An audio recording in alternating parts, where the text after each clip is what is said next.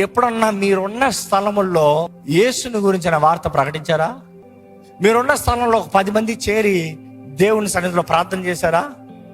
సరే, మీరున్న స్థలంలో అలా లేదంటే మీ ఇంట్లో ఎప్పుడన్నా ఒక చిన్న కుడిక జరిగిందా?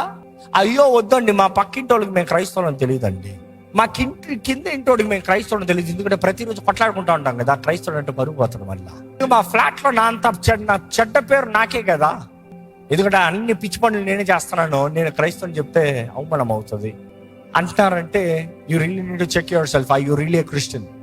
ఎందుకంటే ఆ సంఘము చూసినప్పుడు వారు కలిగిన ప్రతి దాంట్లో వారు క్రీస్తు మహిమార్థమే బ్రతికారు. వెన్ దే సెడ్ క్రైస్తవుడుగా చంపేస్తాను, నేను క్రైస్తవుని చూపిస్తున్నాడు. క్రైస్తవుడుగా తిండి లేదు, పర్వాలేదు, నేను క్రైస్తవుడుగా బ్రతుకుతున్నాను. క్రైస్తవుడుగా సోన్సో అయినా పర్వాలేదు. ఈరోజు తరం ఏమడుగుతున్నారు తెలుసా? ఒక చిన్న కార్యము ప్రభు వారు అడిగింది వెంటనే జరగకపోతే దేవుడు అంటే నాకు ఎందుకు కష్టం అని అడుగుతున్నారు. ఆ రోజుల్లో ఉన్న వారు ఈ రోజులాగా కంప్లైంట్లు చేయలే. They never questioned like this. They were ready to die.